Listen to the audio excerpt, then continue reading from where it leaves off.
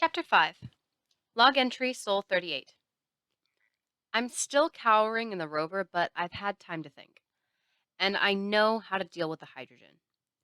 I thought about the atmospheric regulator. It pays attention to what's in the air and balances it. That's how the excess O2 I've been importing ends up in the tanks. Problem is, it's just not built to pull hydrogen out of the air. The regulator uses freeze separation to sort out the gases. When it decides there's too much oxygen, it starts collecting air in a tank and cooling it to 90 Kelvin. That makes the oxygen turn to liquid, but leaves the nitrogen, condensation point 77 Kelvin, still gaseous. Then it stores the O2. But I can't get it to do that for hydrogen because hydrogen needs to be below 21 K to turn liquid. And the regulator just can't get temperatures that low. Dead end. Here is the solution. Hydrogen is dangerous because it can blow up, but it can only blow up if there's oxygen around. Hydrogen without oxygen is harmless, and the regulator is all about pulling oxygen out of the air. There are 4 different safety interlocks that prevent the regulator from letting the HAB's oxygen content get too low. But they're designed to work against technical faults, not deliberate sabotage. Long story short, I can trick the regulator into pulling all the oxygen out of the HAB. Then I can wear a spacesuit so I can breathe and do whatever I want without fear of blowing up. I'll use an O2 tank to spray short bursts of oxygen at the hydrogen and make a spark with a couple of wires and a battery. It'll set the hydrogen on fire, but only until the small bit of oxygen is used up.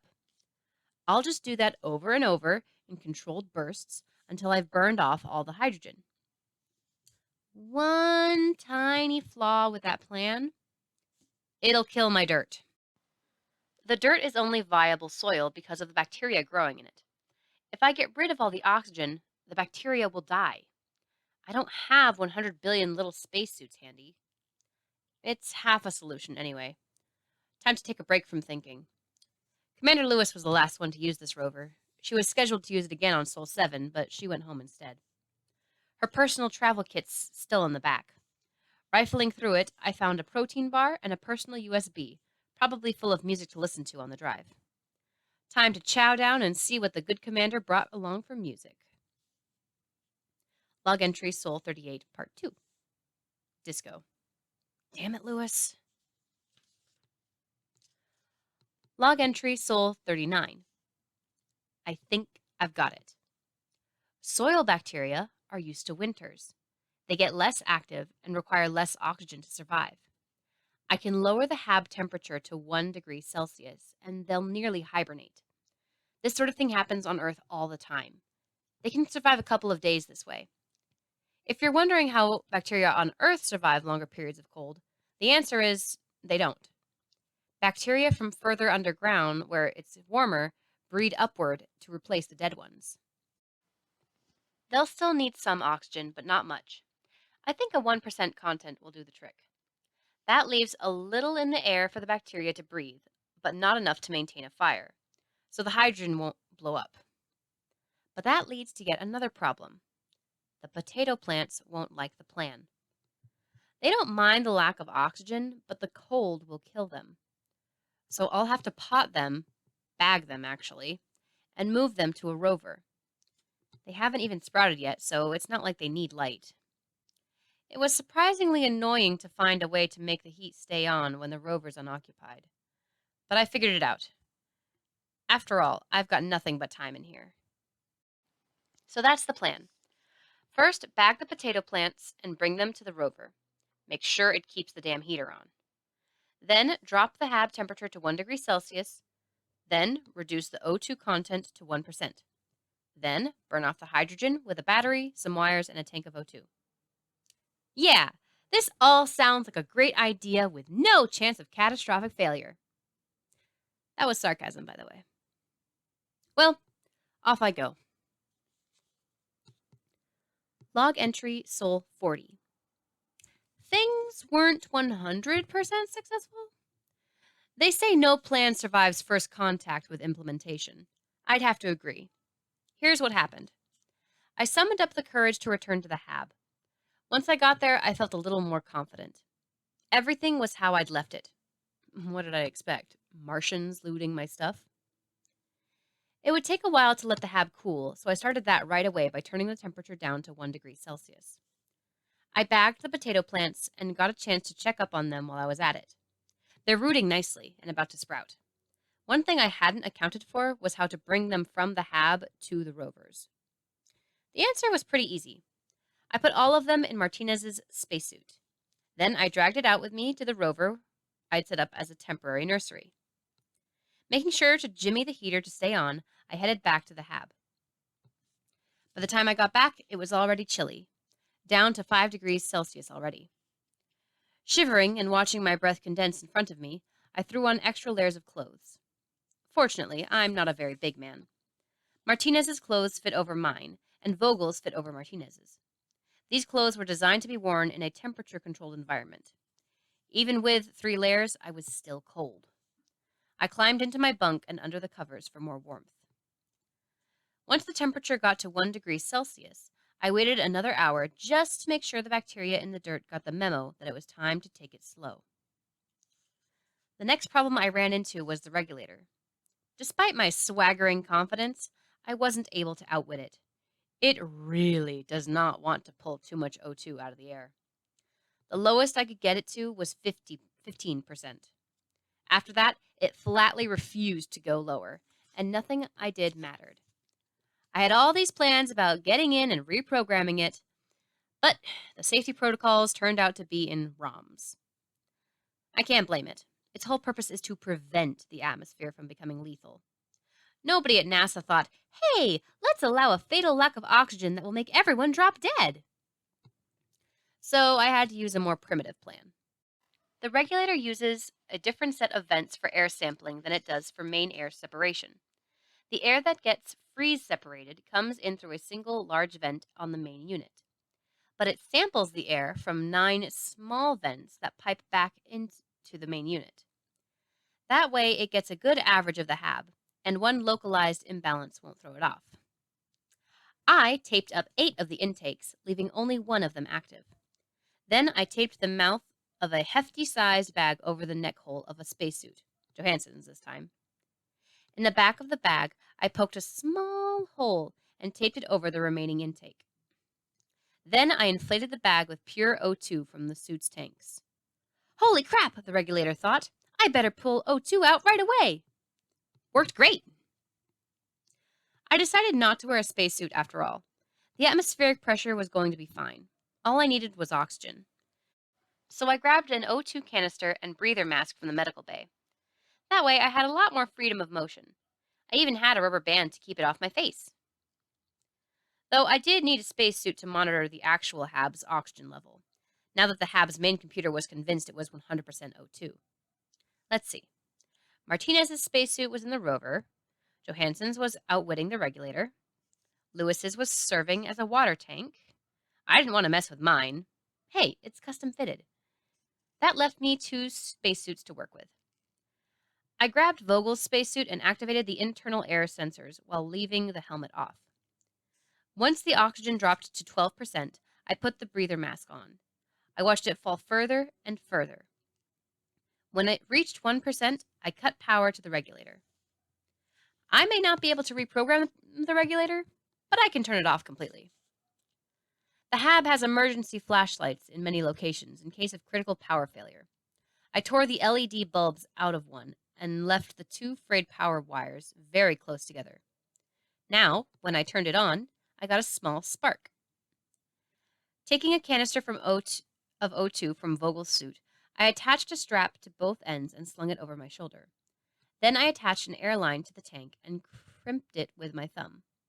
I turned on a very slow trickle of O2, small enough that it couldn't overpower the crimp. Standing on the table with a sparker in one hand and my oxygen line in the other, I reached up and gave it a try. And holy crap, it worked.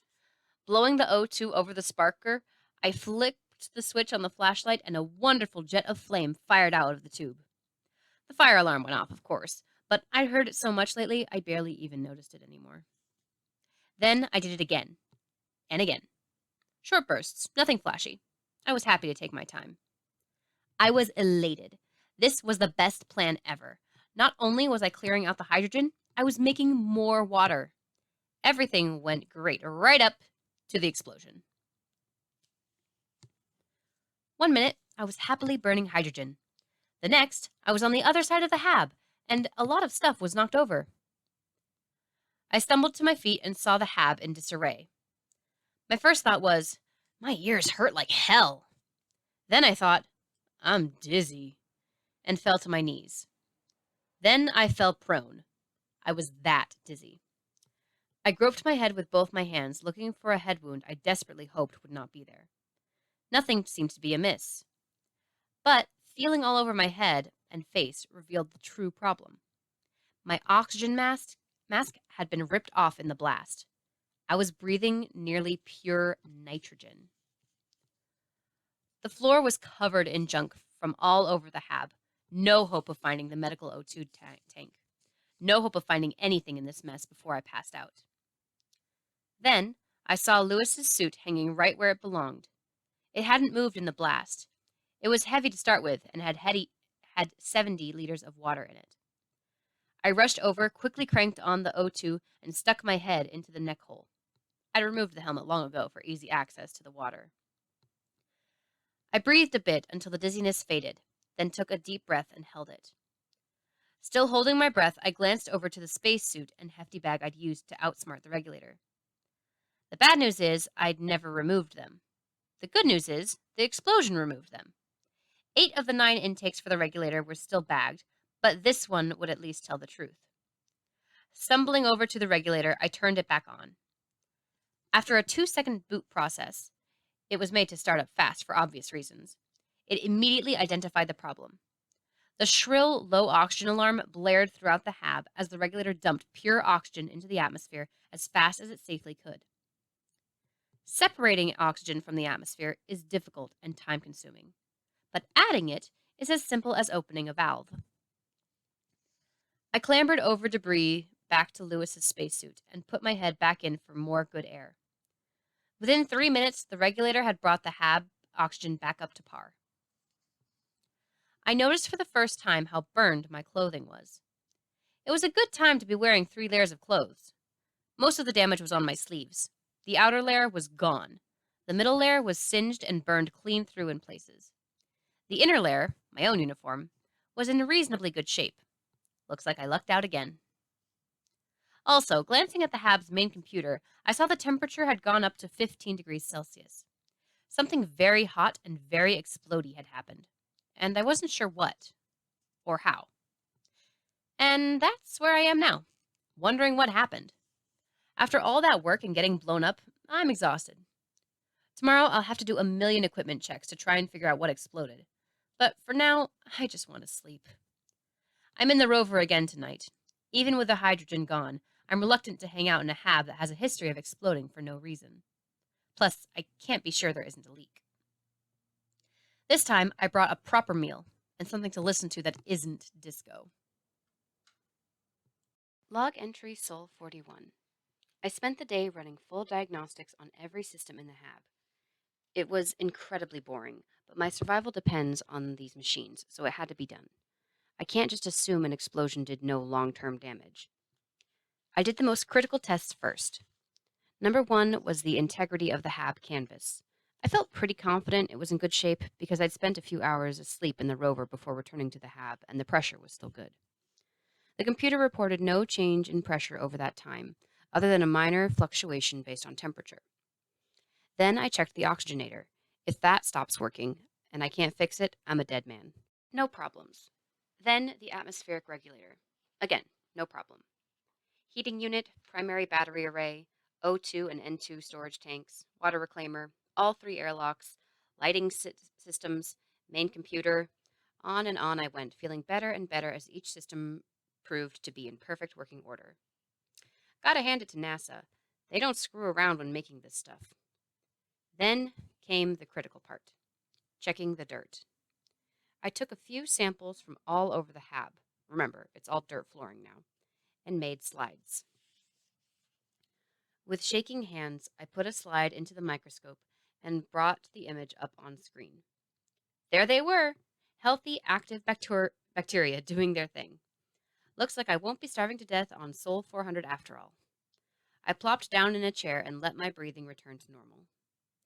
Then I set about cleaning up the mess, and I had a lot of time to think about what had happened.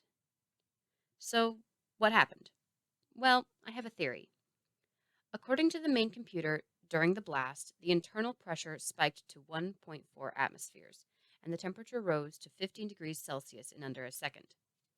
But the pressure quickly subsided back to 1 atm. This would make sense if the atmospheric regulator were on, but I'd cut power to it.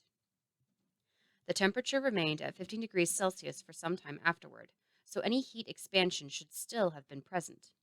But the pressure dropped down again, so where did that extra pressure go?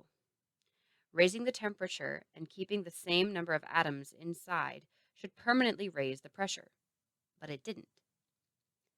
I quickly realized the answer.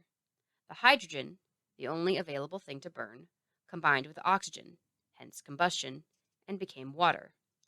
Water is 1,000 times as dense as a gas, so the heat added to the pressure, and the transformation of hydrogen and oxygen into water brought it back down again. The million-dollar question is, where did all that oxygen come from? The whole plan was to limit oxygen and keep an explosion from happening, and it was working for quite a while before blowing up. I think I have my answer, and it comes down to me brain farting. Remember when I decided not to wear a spacesuit? That decision almost killed me. The medical O2 tank mixes pure oxygen with surrounding air, then feeds it to you through a mask. The mask stays on your face with a little rubber band that goes around the back of your neck, not an airtight seal. I know what you're thinking. The mask leaked oxygen. But no, I was breathing the oxygen. When I was inhaling, I made a nearly airtight seal with the mask by sucking it to my face. The problem was exhaling. Do you know how much oxygen you absorb out of the air when you take a normal breath? I don't know either, but it's not 100%. Every time I exhaled, I added more oxygen to the system. It just didn't occur to me, but it should have. If your lungs grabbed up all the oxygen, mouth to mouth resuscitation wouldn't work. I'm such a dumbass for not thinking of it, and my dumbassery almost got me killed. I'm really going to have to be more careful. It's a good thing I burned off most of the hydrogen before the explosion. Otherwise, that would have been the end. As it is, the explosion wasn't strong enough to pop the hab, though it was strong enough to almost blast my eardrums in. This all started with me noticing a 60-liter shortfall in water production. Between deliberate burn-off and a bit of unexpected explosion, I'm back on track. The water reclaimer did its job last night and pulled 50 liters of the newly created water out of the air. It's storing in Lewis's spacesuit, which I'll call the cistern from now on, because it sounds cooler. The other 10 liters of water was directly absorbed by the dry soil. Lots of physical labor today. I've earned a full meal. And to celebrate my first night back in the hab, I'll kick back and watch some crappy 20th century TV, courtesy of Commander Lewis. The Dukes of Hazzard, huh? Let's give it a whirl. Log entry Sol 42. I slept in late today. I deserved it. After 4 nights of awful sleep in the rover, my bunk felt like the softest, most profoundly beautiful feather bed ever made. Eventually, I dragged my butt out of bed and finished some post-explosion cleanup. I moved the potato plants back in today, and just in time, too. They're sprouting. They look healthy and happy. This isn't chemistry, medicine, bacteriology, nutrition analysis, explosion dynamics, or any other stuff I've been doing lately. This is botany. I'm sure I can at least grow some plants without screwing up. Right? You know what really sucks? I've only made 130 liters of water. I have another 470 liters to go. You'd think, after almost killing myself twice, I'd be able to stop screwing around with the hydrazine. But nope. I'll be reducing hydrazine and burning hydrogen in the hab every 10 hours for another 10 days. I'll do a better job of it from now on. Instead of counting on a clean reaction, I'll do frequent hydrogen cleanings with a small flame. It'll burn off gradually instead of building up to kill mark levels.